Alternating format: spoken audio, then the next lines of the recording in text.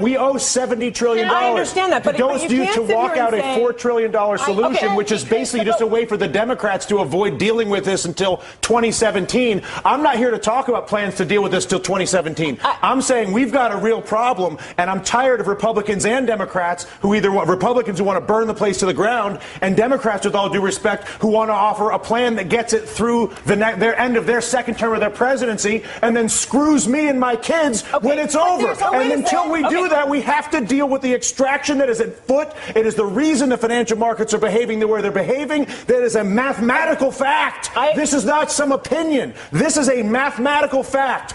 Tens of trillions of dollars are being extracted from the United States of America.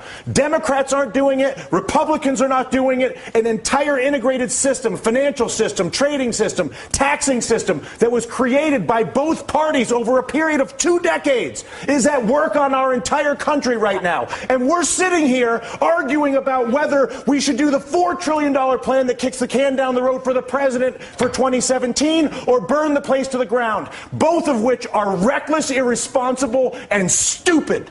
And the fact of the matter is, until we actually, and I'm sorry to lose my temper, but I tell you what, I've been coming on TV for 3 years doing this. And the fact of the matter is that there's a refusal on both the Democratic and the Republican side of the aisle to acknowledge the mathematical problem, which is that the United States of America is being extracted. It's being extracted through banking, it's being extracted through trade, and it's being extracted through taxation. And there's not a single politician that has stepped forward, Susan, to deal with this. But there's only one right now. The leader of the free world, whether you like it or not, the president of the United States is arguably one of the most powerful individuals we have out there. But and Susan, he's our what you're saying is exactly the point that Dylan is making. It's not about one guy. It's about all of them. No, I actually disagree. I think Dylan's saying it is about one guy. It is about one guy. What would you like him to do? I would like him to go to the people of the United States of America and say, people of the United States of America, your Congress is bought. Your Congress is incapable of making legislation on health care, banking, trade, or taxes, because if they do it, they will lose their political funding, and they won't do it. But I'm the President of the United States, and I won't have a country that is run by a bought Congress. So I'm not going to work with a bought Congress and try to be Mr. Big Guy. I'm working with the bought Congress.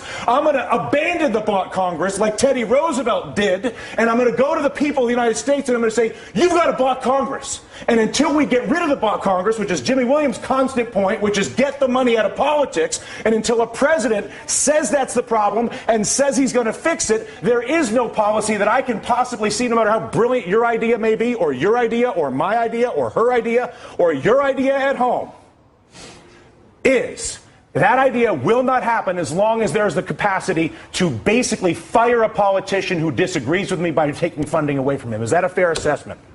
Money in politics is the root of all political evil. It is corruption at its worst. And until we step up and kick that out of the park, it's going to be the same system all and only the president could do that. We're going to keep you guys. Congress has to do it too. The Congress has to do it too. But I'll tell you what. How bad does it have to get? How much money has to be extracted? How many things have to be heard? Down to brass tacks. Okay, physically, what do? You go and give a speech right now. Right now. Right now. You say. And then what happens tomorrow? Tomorrow, what happens is you begin the process of actually investing in solving the problem. So I come out and I say, how? I create an infrastructure bank with 2% blending immediately. Once I explain to people the problem, once I explain to you have cancer, once you understand how screwed up your trade, tax, and banking policies are, believe me, you will have no issue when I incorporate an infrastructure bank that I fund with repatriated offshore money that I bring in and then use to create 2% direct lending to every business in America. Because when you realize that the banking system is fully corrupt and defrauding us, and I come out and say that, which is what I want my president to do, that at that exact moment I say, you know what, we got a screwed up situation here, people. You all know it, and now what? I'm going to admit it.